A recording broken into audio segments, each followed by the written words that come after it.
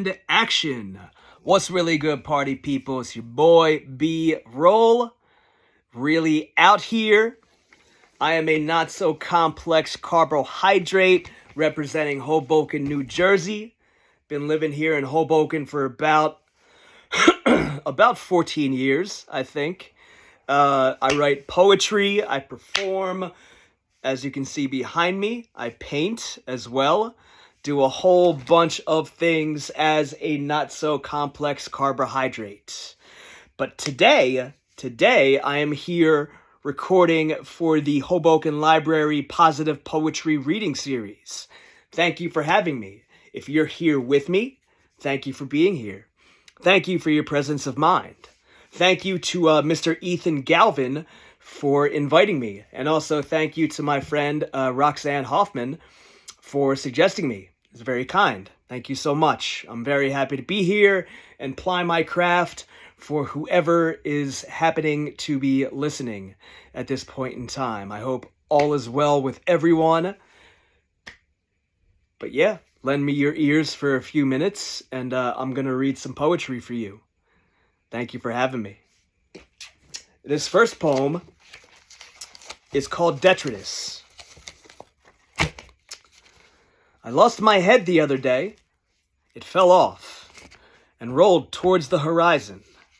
Moments later, I found it at my heels, inside of a bottle.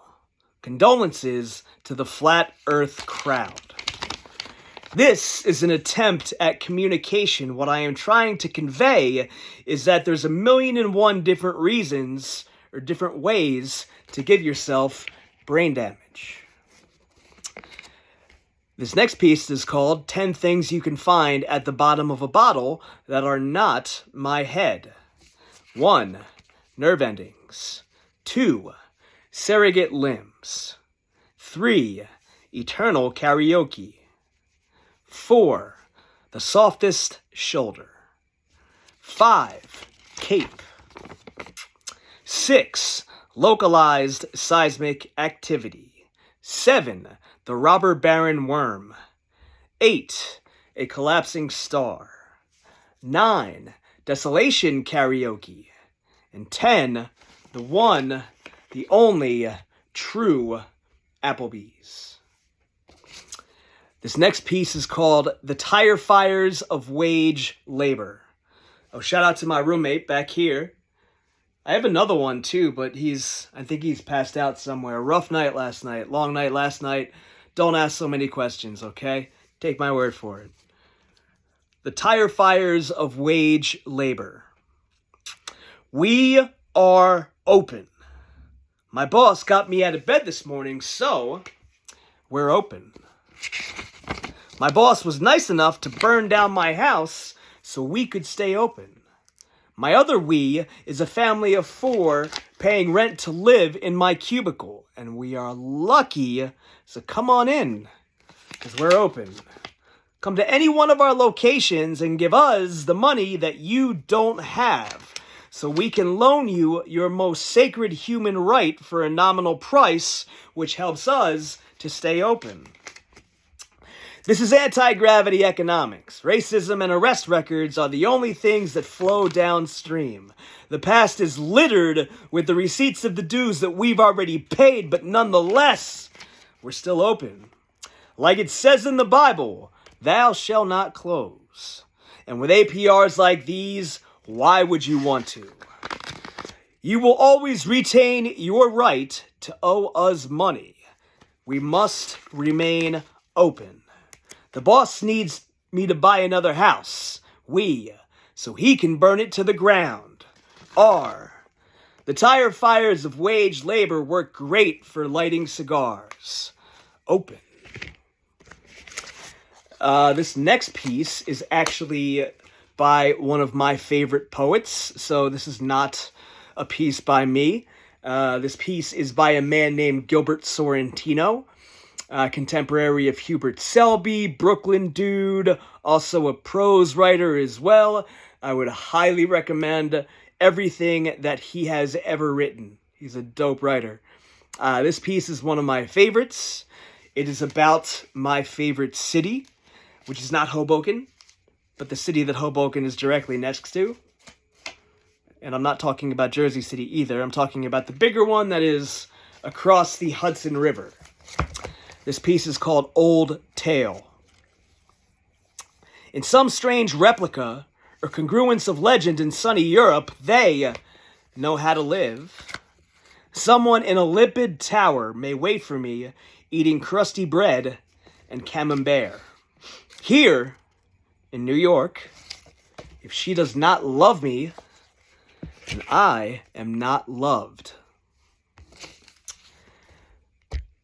This piece is an original, also about my favorite city. New York City is utter annihilation in slow motion. Gradual Gomorrah. A funeral march towards the event horizon. Slow release cyanide, the capital coded collapse. So singular that it inspires me to babble. I slept inside of her for one night, and now my native tongue is yer. I need a priest. Call the MTA. I'm metro-possessed. Sledgemonic possession. The sidewalks are speaking for me. I'm spewing incantations at the subway grates. A blessing for the strap hangers 4 stories below my feet on the inward bound. May they arrive at the epicenter of this brutalist metropolis and kill whatever the hell is causing that smell. I'm sure at this point in time, everyone has been involved in some way or another in using the application Zoom. This piece is about that. It's called the Zoom Waiting Room. Space-time is a holiday in the Zoom waiting room. House plants and end tables arranged in concentric circles. The air smells of soma in the Zoom waiting room. The houseplants are evenly spaced from the seating options. The coziest of carpeting in the Zoom waiting room. Complete carpet coverage, paywall to paywall. The music is the easiest in the Zoom waiting room. Sedately slow dancing with your will to exist. There's no need for Jesus in the Zoom waiting room. The houseplants are each devout atheists. Reception is at the center of the Zoom waiting room. The omnipotent receptionist presides. Please take care to not notice the omnipotent receptionist. Once seated, please remain smiling, as you will be on camera. If you see something, say something. Paranoia can prevent heart disease. Pay proper respect to the atheist houseplants and do not invoke the names of any of the deities while you're all smiles in the Zoom waiting room. Thank you. This next piece is being published. Cool. In Soup Can Magazine in July of this year. Shout out Soup Can Magazine and Chris Rockwell. Midwinter in the Berg. Midwinter in the Berg. High noon. Shadows half a block long. The sun beams a lethargic blue. The sommeliers have gone south for the season, leaving our neurotransmitters under new management. Wedding season has moved inward. There is much time for sleep. The once vibrant fall into the final season is now heaps of compost on the sidewalk, hurdled by self-righteous shoes, walking to and from their livelihood. The time of the year when the Atlantic north of the suicidal west turns a monochrome doldrum, a cold-blooded blue scale. Parking cones the only aberration in the palette.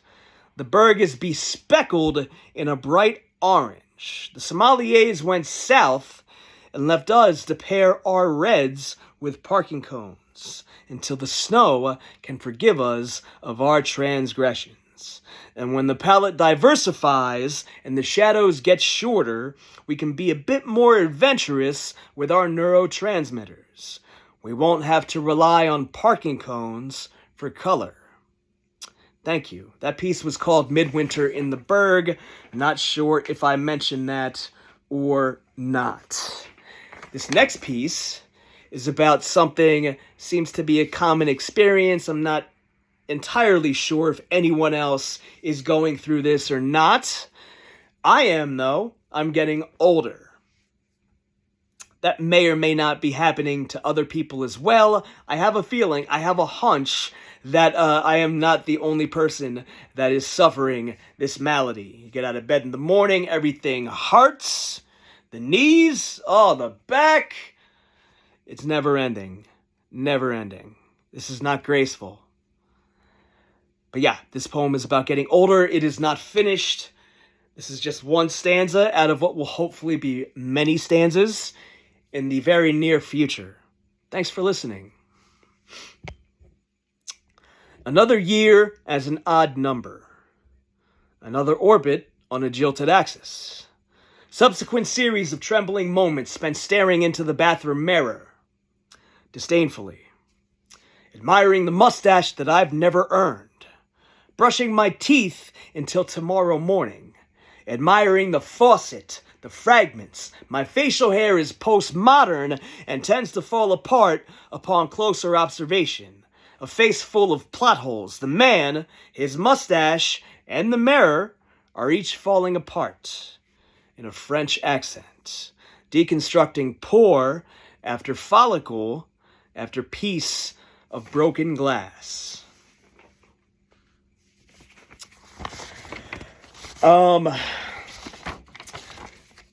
Let's move on to the meteorology section of this video.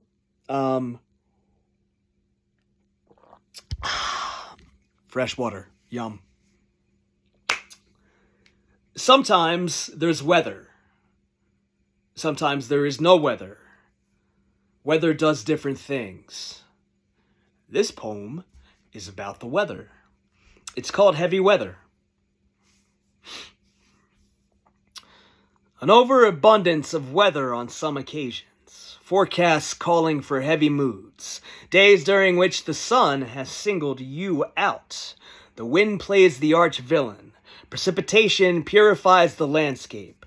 A form of airborne absolution. On these days, the underside of a couch works well for cover.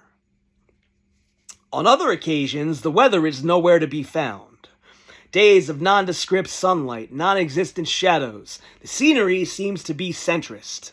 Ultra-moderate, middle-of-the-road chicken soup for the senses. Liminal jello for your living dead experience. Presence of mind proves difficult when the forecast calls for room temperature. Oh, the climates that people acclimate. The weather that we weather through. A significant chance of overhead hostility in the rooms that we willfully walk into. Christ, the sun on those Saturdays. Heavy weather brings out the truest hues. On days when the weather is chicken soup, wear brighter colors and read the room. Thank you. All right. If you've made it this far, which would be amazing, thank you for listening. If I have bored you to death, my apologies. I'm going to blame that more so on just the fact that I'm reading poetry independently of me. But who knows? This piece is called After Modernism. We reside in time after modernism. All of us are caught somewhere in the search for home. No one has read Ulysses in at least 50 years. Nonetheless, we still live it. We still dialogue. Day after day, the same Bill Murray movie, anxiously waiting to see if the MacGuffin sees its own shadow. Recounting all of our favorite ghost stories. The historical record is a haunted house, hinting hints, nodding nods, multi-directional waves of ghoulish flatulence, felonious. It's a gosh darn shame what this contemporary weather has done to the historical record. Not to mention geography, the rocks, the debris. the obsolete satellites that will someday re-enter the atmosphere and crash into an above-ground pool in Middletown. Even though death has no meaning outside of New York City. Yet, we wander willingly through the suburbs, dress the beds at abandoned strip malls, sit on park benches in little town mediocrity, ogle the public art that we voted for, sing a song of praise for the institution of private property. It seems we've accomplished a lot on our journey home with a fragmented map, unknowingly headless, unbothered by the uncertainty that comes after modernism, attempting to kick the can past the collective plot holes in the historical record, making do for the sake of posterity. Thank you. Guys, I'm going to wrap it up here pretty shortly. I do thank you very much for listening. It means a lot, especially if you've made it this far. We are 16 minutes, 16 straight minutes of poetry. Oh my gosh, that's so much poetry. Wow, amazing. I'm going to read 2 more for you guys. These are shorter ones too, so thank you again. Buttered Roll. If you want to find me on Instagram, it is @ButteredRoll. Surprise, surprise. I am a not-so-complex carbohydrate in Hoboken, New Jersey, representing visual artist, performer, poet, etc. Again, thank you for listening. Thank you to Ethan for having me. Thank you to the Hoboken Library for giving me a platform as well. This is dope. I hope you guys watch this. Shameless self-promotion. I do have a book that's going to be dropping shortly. Stay tuned for that. The title of this book is Disjecta Dismembra. Stay tuned if that sounds interesting to you. This piece is called The Local News. Latest fears. Pharmaceuticals. Refinance offers. Family dealership. Targeted fears. Vicious platitudes. Drugs named after goddesses. The not-so-local weather. Aggressive arthritis. Additional car dealerships. Erectile dysfunction. Irrelevant erection. Soft-pedaled racism. Targeted sensationalism. Let's blame it on the devil. Anything but the system. Top-rated urologists. Passive recreation. Refinance your fear of death. Take a loan on your anxieties. We believe in satanic panic. More police to protect the Applebee's. Pre-approval for total bankruptcy. All of your favorite fears and much more at the top of the hour. Finally, friends, we have come to an end. It's very sad. Heartbreaking for you, I'm sure. No worries, though. All you have to do is go to your local library in Hoboken, local bookstore, anywhere where they have books. And you can find poetry. You can find prose. You can find nonfiction. You can find any number of different types of writing. And then, after you find the writing, you read it. That's how this whole thing works. Thank you for listening. We are almost at 20 minutes. Wow! Amazing. Thank you for listening. Thank you for having me. This poem is called The End. Sat next to someone on the Uptown 6. Their hands were heavy, with 2 open spiral bounds and a felt tip. I asked if they were a poet. No. They were writing their last will and testament. I said, oh, me too. Thank you, guys. Shout out to Hoboken Library. Thank you for allowing me to have this space and to occupy it. I'm amazed that this guy was able to stay quiet for the entire time, but he wanted to say hi. Also, my other roommate back here wanted to say hi. Again, it's been a rough night for all of us. Yeah, thanks for having me. Please, any feedback you want to give, anything like that, feel free to drop me a link. Again, my name is Buttered Roll, Not So Complex Carbohydrate, Hoboken, New Jersey. Peace.